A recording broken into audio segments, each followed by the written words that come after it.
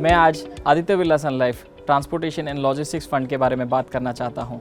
ये हमारा नया एनएफओ है। ट्रांसपोर्टेशन और लॉजिस्टिक्स एक बहुत ब्रॉड थीम है, ना कि इसमें ऑटो या ऑटो एंसिलरी कंपनीज आती है, बट इसके अंदर aviation sector, shipping sector, railways और कंप्लीट लॉजिस्टिक्स सेक्टर आता है। ट्रांसपोर्टेशन एंड लॉजिस्टिक्स थीम में हमारे 6 इन्वेस्टमेंट ड्राइवर्स हैं। पहला, आज भी अगर हम पेनिट्रेशन की बात करें तो two wheeler as well as passenger vehicle दोनों में पेनिट्रेशन लेवल काफ़ी लो है। पैसेंजर व्हीकल में आज इंडिया उसी कगार पर है जहां पे चाइना था 2004 में। चाइना ने 40 कार पर 1000 यूज़र्स से आज 215 कार पर यूज़र तक का रास्ता तय किया है।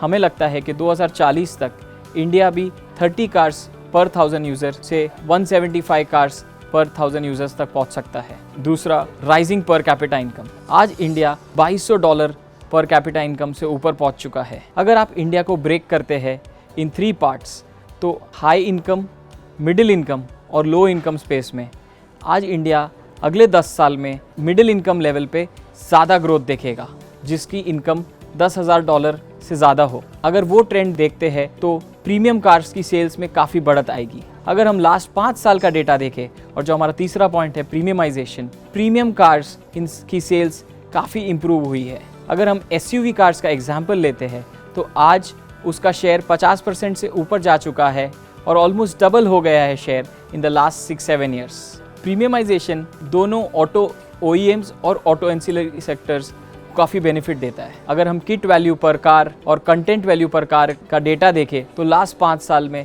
काफ़ी अच्छी ग्रोथ देखने को मिली है। ICE टू EV एडॉप्शन एक नेक्स्ट लेग ऑफ ग्रोथ है। अगर हम देखते हैं गवर्नमेंट इनिशिएटिव्स, लोअर टैक्स और इम्प्रूविंग इंफ्रास्ट्रक्चर हमें EV एडॉप्शन की तरफ लेके जाएगा। हमें लगता है EV एडॉप्शन ऑटो और ऑटो एंसिलरी सेक्टर के लिए नेक्स्ट लेग ऑफ ग्रोथ लाएगा। आज पेनिट्रेशन लेवल काफ़ी कम है, बट हमें लगता है अगले 10 साल में 2 व्हीलर, 3 व्हीलर और बसेस सेगमेंट में EV एडॉप्शन काफ़ी ऊपर जाएगा, as high as 80 to 100%। Auto ancillary sector हमारे हिसाब से नेक्स्ट सनराइज ग्रोथ सेक्टर है। अगर आप देखो कि ऑटो OEMs की ग्रोथ पिछले कुछ सालों में स्लगिश रही थी, फिर भी ऑटो एंसिलरी कंपनीज की टॉप लाइन और bottom line high double digit या मिड टीन्स में ग्रो हो रही थी। हमें लगता है कि EV एडॉप्शन, इलेक्ट्रिफिकेशन और प्रीमियमाइजेशन के कारण ऑटो एंसिलरी कंपनीज की ग्रोथ अगले 10 साल में भी अच्छी रहेगी। ऑटो और ऑटो एंसिलरी के बाद अगर हमें कुछ अच्छा लगता है वो है एविएशन सेक्टर।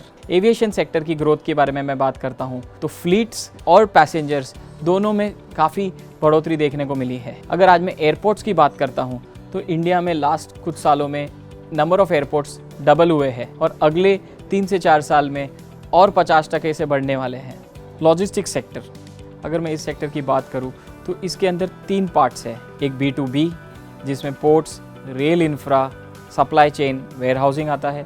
एक ग्लोबल ट्रेड जिसमें ग्लोबल फ्रेट सर्विसेज कंपनीज आती है, और एक B2C जिसमें ई-कॉमर्स कंपनीज आती है। लॉजिस्टिक्स सेक्टर आज काफ़ी इनएफिशिएंट है और अंडर पेनिट्रेटेड है। Logistics sector spend per capita basis पे इंडिया में आज $280 होता है, जबकि चाइना में ये क्लोज टू $1500 होता है और US में क्लोज टू $4800 होता है। आज लॉजिस्टिक्स कॉस्ट इंडिया में काफ़ी हाई है। गवर्नमेंट पुश और फॉर्मलाइजेशन और ऑर्गेनाइजेशन के कारण हमें लगता है लॉजिस्टिक्स सेक्टर के कॉस्ट काफ़ी इम्प्रूव हो सकते हैं। अगर मैं कुछ उदाहरण दूं, डेडिकेटेड फ्रेट कॉरिडोर के कंप्लीट कमीशन से अगर हम देखें, मुंद्रा पोर्ट से दादरी जाने के लिए आज जो 3 दिन लगते हैं वो शायद 27 घंटे में उसका ट्रांसपोर्ट पूरा होगा। अगर हम देखते हैं आज ट्रेन्स 25 से 40 किलोमीटर एवरेज स्पीड पे चलती है।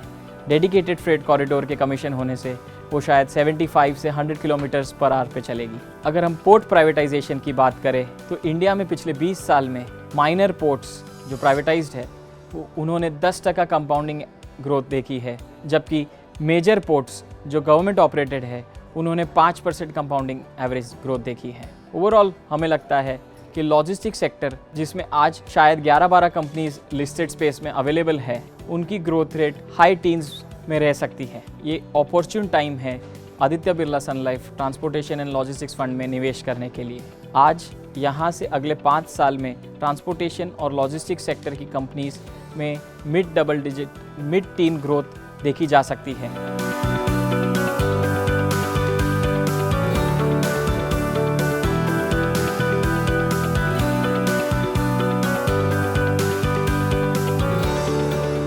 म्यूचुअल फंड निवेश बाजार के जोखिमों के अधीन है। योजना से जुड़े सभी दस्तावेजों को ध्यान से पढ़ें। Mutual fund investments are subject to market risks. Read all scheme related documents carefully.